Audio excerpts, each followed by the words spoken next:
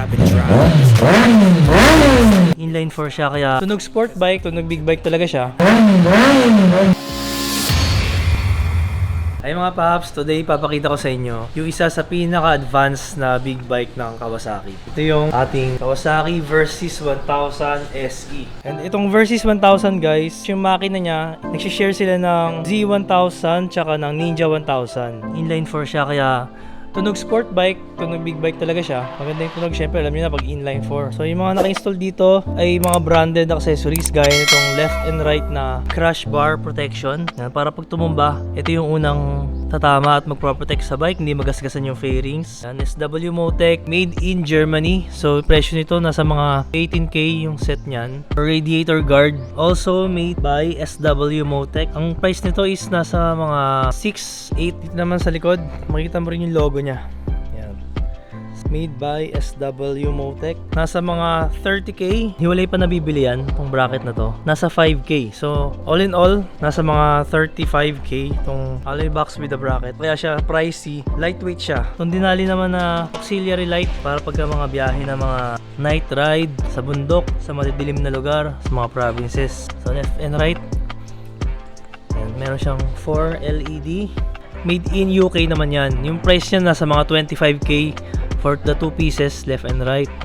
Dito, naglagay tayo ng quad lock. Cellphone holder, the Villain F1, exhaust, tapos naka-cut delete na yan, wala na yung catalytic niya. Pinatanggal natin yung catalytic para mas maganda yung tunog ng exhaust. Hindi na siya sakal, mas maganda yung performance syempre, kasi mas nakakahinga yung mabuti yung engine, tsaka weight reduction. So ngayon papakita ko na sa inyo yung mga features nito kung bakit ba siya naging high-tech. So, ang difference nitong SE sa standard model nitong Versys 1000 is the electronic suspension. Front and rear yan, naka semi-active electronic suspension na siya. So ito guys, kung makikita nyo sa gilid ng shock nya, meron ditong wire. Yung wire na yan, yan yung nakakonect sa ECU at saka sa controller para kinokontrol nila yung kung kailangan bang lambutan or tigasan, depende sa situation, kung malubak. Sa front makikita nyo nakalagay KECS, Kawasaki Electronic Control Suspension, nagawa ng Showa. Kita nyo mayroong wire dun sa ibabaw ng kanyang suspension, left and right ay may wire. TFT color display. Kahit sa gabi, kahit sa daytime, kitang-kita. Malinaw at maliwanag yung display niya. May kinalaman yung rider modes sa kanyang electronic suspension. So pag naka-road mode ka, malambot yung play ng suspension and yung power ng makina mo is nasa mga 80% lang. Press mo lang to. Ito yung kanyang ride mode. Hold mo lang tong button dito, naka-road, and hold mo siya ulit. Yan, naka-sport mode na. Magiging 100% na yung power ng makina. At the same time, yung suspension niya mas magiging firm. Mas matigas ng konti yung suspension niya para makasabay dun sa aggressive na power na ibibigay ng engine. Pag nilagay mo naman sa rain, mas mahina na yung power ng makina mo, nasa mga 50% na lang yung ibibigay na power para pag madulas yung kalsada or basa, umuulan, yan, safe na safe ka. And then makikita nyo rito, doon sa lower right corner ng screen, meron diyang isang tao. Ang meaning ng tao na yan, for the preload. Nakasakay dito na passenger isa lang, kaya isang tao lang yan. So yung suspension niya mag-a-adjust para sa isang tao lang. So ito makita nyo rito guys, merong preload button. Yan yung mag-a-adjust. Pag pinress mo yan, nakita nyo rito yung tao, magiging tao na may kasamang luggage. Pag pindot mo yan, automatic naramdaman ko yung suspension, nagli-lift yung suspension. So pag pinress mo naman ng isa pa, hinold mo to, yung preload, dalawang tao na. Dalawang tao. Pag meron kang back ride, tsaka meron kang luggage. Pag click ko dyan, automatic yung suspension niya pataas na ng pataas, nagli-lift yung suspension. At a push of a button, na-adjust mo yung kanyang settings. Pag pinas mo pa ulit, yan, babalik na siya ulit sa single passenger. So bumaba na ulit yung kanyang suspension. So ganun siya ka-high-tech yung seat height niya kung saan nag-a-adjust with the push of a button. Meaning nitong BRK is brake. So meron siyang sensor sa brake. Pag pinress mo yung brake, ayun o. Nakikita mo dito, depende sa pagdiin. Pagdiin mo sa brake lever, pag tinodo ko, ayun o, todo rin siya. Itong isa naman is the throttle sensor. Pag full throttle, depende sa pag-press piga mo ng throttle, makita mo rito, konti lang din yung level niya. And pag full throttle ko, sasagad siya. So ito kagandahan na naka ride by wire. Wala na siyang throttle cable.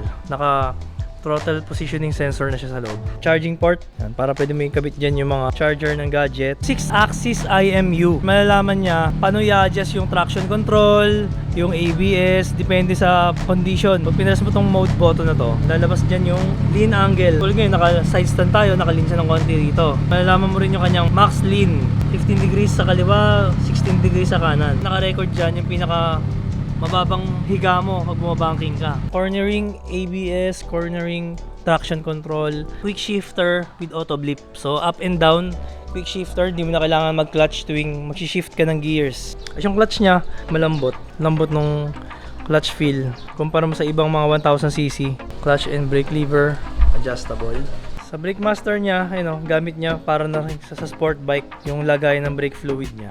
Kung nakikita nyo to sa harapan niya, may makikita kayo ditong malaking ilaw. Karamihan kala nila signal light to pero hindi siya signal light. Ito yung signal light niya, no. Ang tinatawag dito guys is cornering lights. 3 LED yan. Pag bumangking ka sa kaliwa, iilaw yung kaliwa niya. Pag bumangking ka dito sa kanan, iilaw yan. So depende sa pag-lean mo. Kung mas lean ka, 3 yung ilaw. Kung hindi masyadong naka-lean, 2. Kung konting lean lang isa, so nag-a-adjust din yan. Depende sa pagkaka-lean mo. Ganun siya ka-high-tech. Cruise control. Isa sa pinaka-favorite kong feature nito guys, the cruise control. So pag naglo-long ride ka sa mga expressway, press mo lang to activate the cruise control. Iilaw dito yung cruise control. Yan.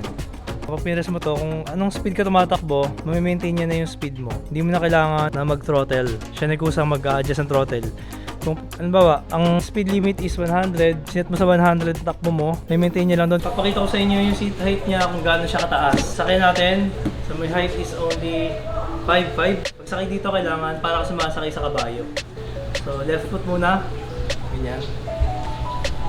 So, ganyan na pagsakay sa mga adventure or mga sport touring bikes. So seat height nga pala nito guys is 33 inches. So ganitong tsura pag sinakyan ko siya. Ayan. So left and right, abot naman siya. Kaya lang, naka-tiptoe na ako. Tiptoe na. Tip nail na pala tawag dito guys. Sobrang lapad ng seat niya. Para ka nakaupo nito sa sofa. Kaya ako nagustuhan to. Para ka nakasakay sa kotse or SUV. Sobrang ganda ng play. Kasi yung suspension niya, electronic control, siya yung nag-a-adjust sa lubak. Talagang hindi mo ramdam yung lubak.